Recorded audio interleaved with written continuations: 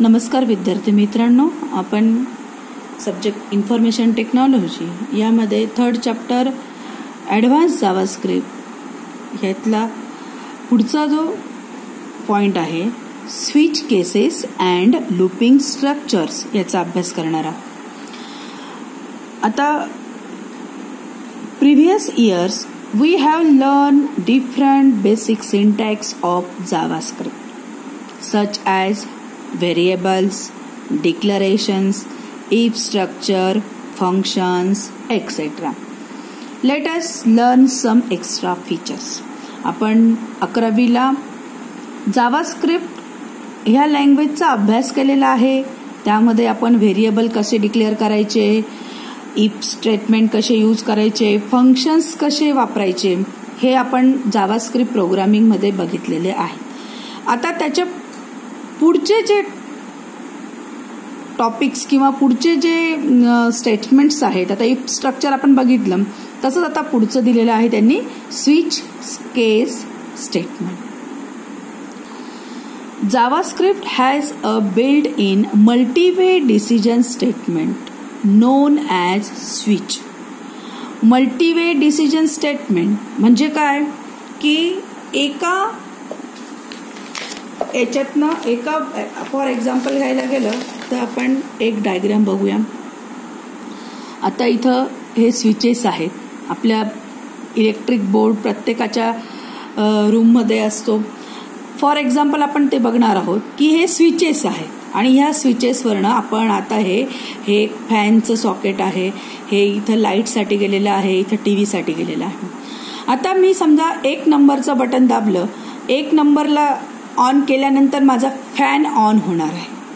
2 नंबरला केलं तर लाईट ऑन होणार आहे. 3 नंबरला केलं तर टीव्ही ऑन होणार आहे. स्विच स्टेटमेंट, आता हे स्विच जसे आहेत, आता इथं मी 5 स्विच दिलेले आहेत. तर 1 नंबर, 2 नंबर, 3, समजा मी 3 नंबरचं सॉकेट ऑन केलं तर मला माझा टीव्ही हा ऑन होणार आहे.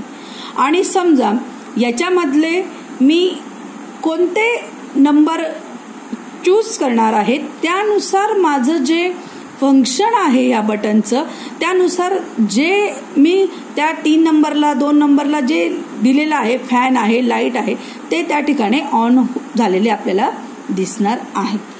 त्याच पद्धतीचं फंक्शन जे आहे ते आपल्याला या स्विच केस स्टेटमेंटमध्ये यूज करायचं आहे.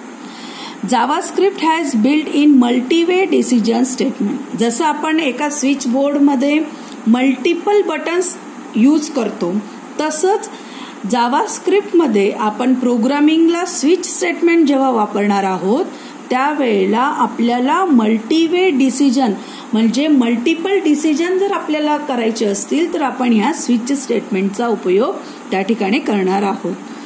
The switch statement test the value of given expression against a list of case values and when match is found, a block of statement associated with that case is executed.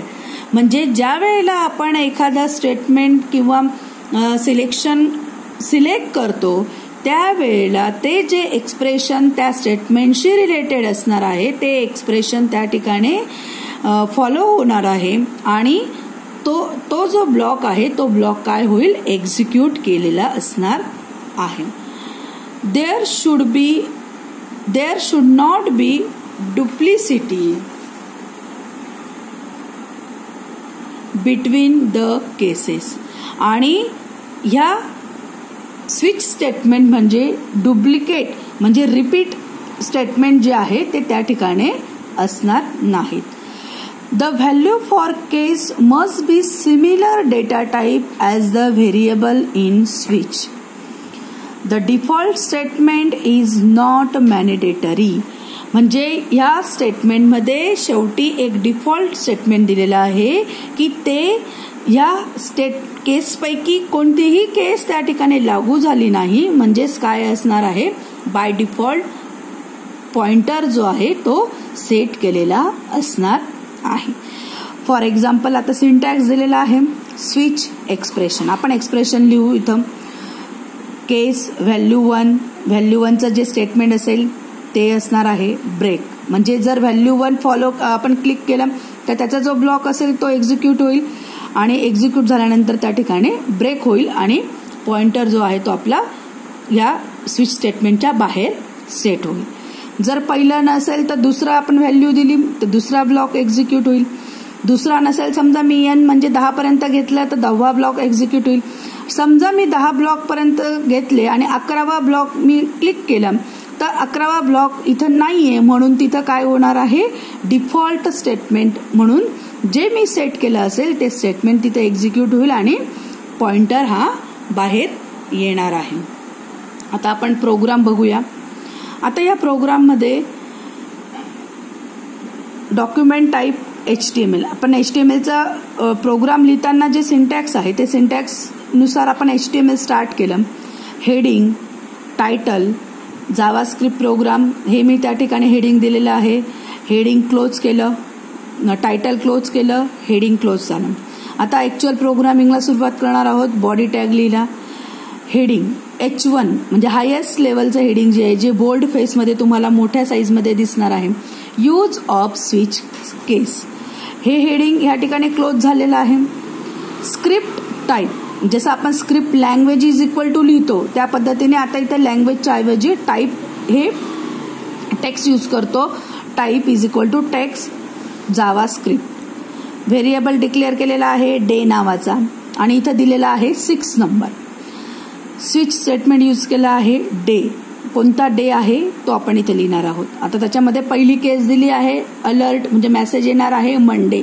1 number जर मी select केला तर Monday message येणार आहे, break झालं.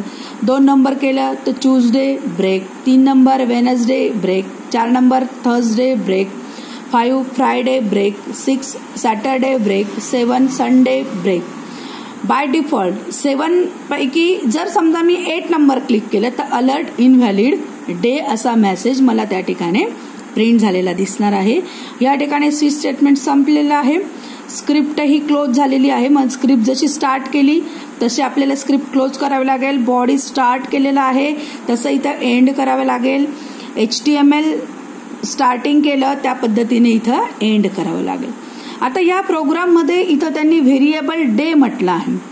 जर day हा 6 म्हटला आहे तर ऑटोमॅटिकली पॉइंटर कुठं जाणार आहे, 6 वर जाणार आहे आणि आपल्याला आन्सर जे आहे ते सॅटरडे असं प्रिंट झालेलं त्या ठिकाणी दिसणार आहे. हे बघा, यूज ऑफ स्विच केस सॅटरडे आन्सर जे आहे ते प्रिंट झालेलं दिसणार आहे.